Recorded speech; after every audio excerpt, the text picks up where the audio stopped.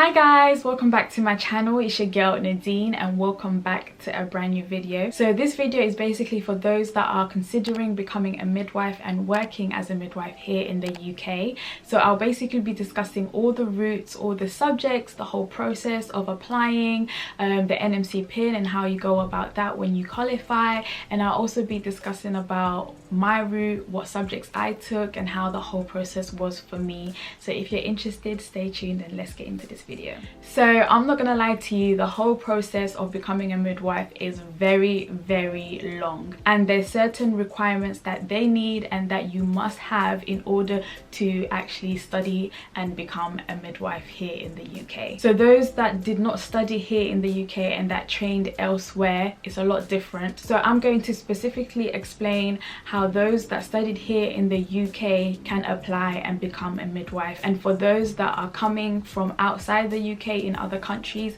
I will do a whole different video explaining how you guys can go about applying and becoming a midwife here in the UK. So if you studied here from like primary school, secondary school, college, university, then this video is for you. I'll basically be telling you guys the routes that you can take and the routes that I took to make things a lot more easier for you, so you guys can see if you guys are on the right track, or if you are considering midwifery and you want to know what subjects to choose and what path to take. I'm going to basically break it down for you guys and explain in more detail. So to get onto a midwifery degree course, they usually require all the same things. So they require 5 A's to C's at GCSE level. No matter what subject you choose at GCSEs, you need to make sure that you include your maths, English and science at a grade A to C in order to get accepted onto a midwifery degree course. If you don't have your GCSE maths and English and science, you need to do another course that is equivalent to your maths, English and science at GCSEs, if that makes sense. So when I was doing GCSEs,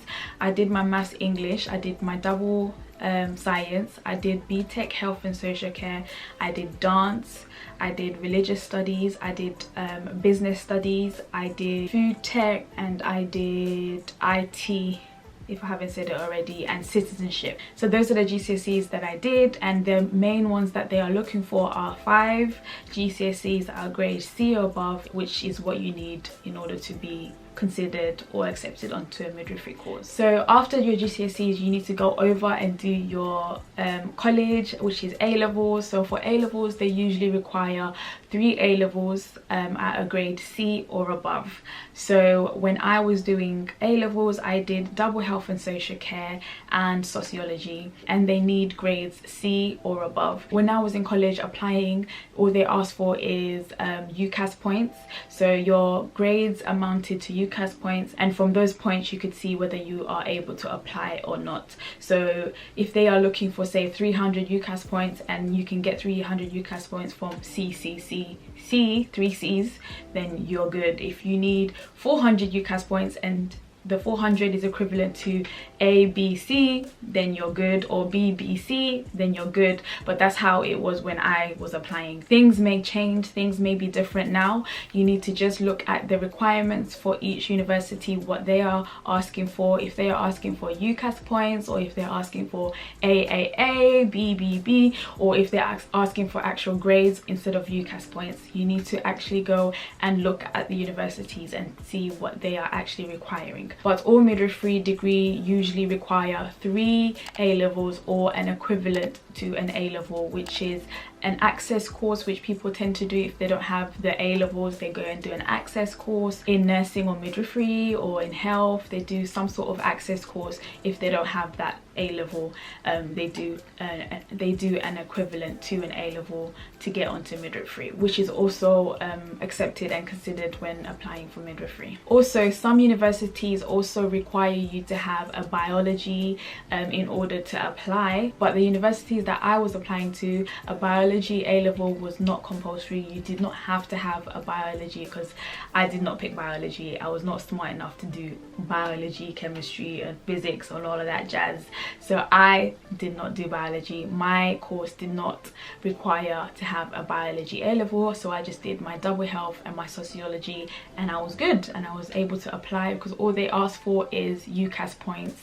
So whatever my grades were they had to equate to the number of UCAS points that they were looking for, if that makes sense. You need to look and see what universities are asking for and what you have, and then what you need to work towards. And if you don't have something, what can you then do? Can you do an access course? Can you go back to school and study something for an extra year? So yeah, make sure you look into what the universities are actually asking for before you actually go and pick a subject and waste time and pick the wrong subject and all of that jazz. Also, what I forgot to mention, people always ask me whether you need experience before you apply to midwifery. There's so many people that applied to midwifery that were on my course that did not have a health or a nursing background at all. So you don't have to have any experience or any background in health. It will be good, it will be something that will help you get onto the course, it will look good on your application. However, there are people that got onto the course with literally no experience, no background in nursing, no experience whatsoever. I was lucky enough to have, you know, background experience as a healthcare assistant. I did, you know, the odd jobs here and there in the hospital, in the care homes and all of that jazz. So I had some experience working within the healthcare sector. But there are people that literally came from teaching, from PR, from, you know, other backgrounds, from like music, from English, and have landed a place on a midwifery course and they had zero background. So don't be stressed about, oh, you need to go and find work experience, you need to have some knowledge in health, you need to have some knowledge in nursing, you need to be a nurse before. You don't. There's people that actually get onto the course with zero experience. And for like myself, I was not a nurse before. I came onto midwifery with the little knowledge that I had of the healthcare sector. But like I said, if you do have experience as a healthcare assistant working with people, with children, just that little of experience will look good on your application and it will make them more likely to consider you if you do have the experience. Obviously they want people that have the experience working in healthcare, but it's not a requirement. It's not a requirement, it just looks good to them and it looks good for you, but it's not a requirement. It's not like the end all if you don't have it. So once you have your subjects, you've done it, you've passed, you have your grades, you need to then apply via UCAS. So UCAS, you just go on the UCAS and you do an application, you fill out forms, they ask you so many details, and then you pick 5 universities that you want to go to or that you want to apply to, and then you have to write a personal statement, and then you have to click submit, and then someone either in your college has to write you a reference, and if you're not coming from college you need to find someone else to write you a reference or a recommendation letter in order for your application to be considered by the university. So when I was applying via UCAS, we had to pay a fee of like £50, something like that, 50 something pounds, and you get to apply to 5 universities. So I picked 5 universities, I wrote my personal statement, I handed it in, and then they asked for a reference from my tutor from college, which they did, and then it gets sent to all the universities via the UCAS. And then you have a UCAS, like a dashboard or a home page, kind of like a profile page, where you can just keep on top of all your universities that you've applied to. If any of them get back to you, you'll see it on your dashboard, on your home page or your account page.